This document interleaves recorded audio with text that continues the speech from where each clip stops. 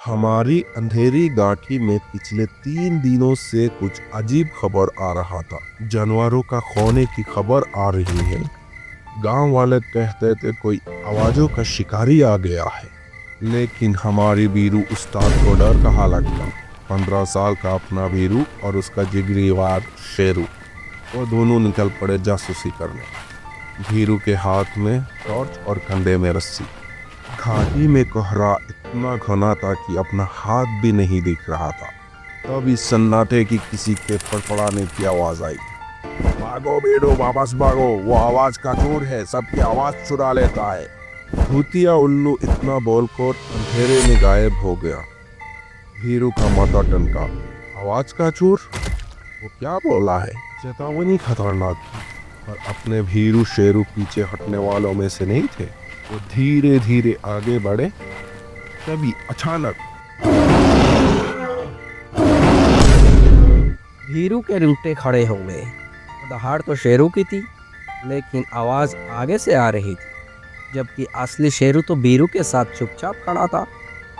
भीरू की तो चिट्टी पुट्टी गुम हो गई। भाई, अगर शेरू वहाँ है तो आगे कौन दहाड़ रहा है? और तभी कहरे के बीच से जो आवाज आई, उसने तो भीरू की जान ही निकाल दी। अरे शेरू बचाओ, मैं वहाँ फंस गया हूँ, बचाओ। लो कर लो बात, वो तो भीरू की ही आवाज थी, लेकिन भीरू का मुंह तो बंद था। शेरू समझ गया मामला गड़बड़ है।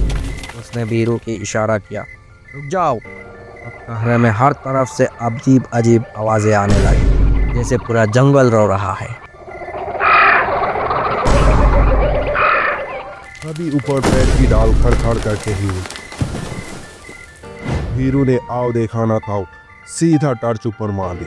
वहाँ पहले तो कुछ नहीं दिखा, सिर्फ पत्तियाँ थी, लेकिन गौर से देखने पर भाई साहब पेड़ की छाल पर दो बड़ी बड़ी पीली आंखें खुल गई। वो पेड़ नहीं था, वो था जंगल का बहुरूपिया, एक विशाल कारगिल जिसने पेड़ का रंग ओढ़ रखा था। तो वो था सारा खेल। वह रक्षक शिकार को फंसाने के लिए उसके दोस्तों की आवाज़ निकाल रहा था। इससे पहले कि भीरू कुछ कर पाता, बहुरूपिया ने अपनी लंबी चिपचिपी जीभ से भीरू पर हमला बोल दिया। लेकिन अपना शेरू भी कम नहीं था।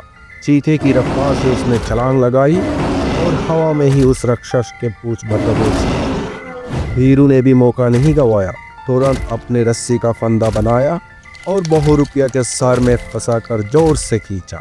जैसे ही बहुरूपिया जमीन पर गिरा, दर्द के मारे उसका रंग बदलने का जादू टूट गया। अब वो काला कलोटा डरा हुआ जानवर लग रहा था। शेरू ने उसके कान के पास एक ऐसी दहाड़ मारी कि बहुरूपिया धूम दबाकर काली गाड़ी के अंदर भाग गया। भीरू शेरू के सिर पर हाथ फेरते हुए कहता है, जंगल ने आज मुझे एक बात सिखाई। कान तो धोखा दे सकता है, पर भरोसा सिर्फ दिल और अपने साथी पर करना चाहिए। असली आवाज तो दिल की होती है।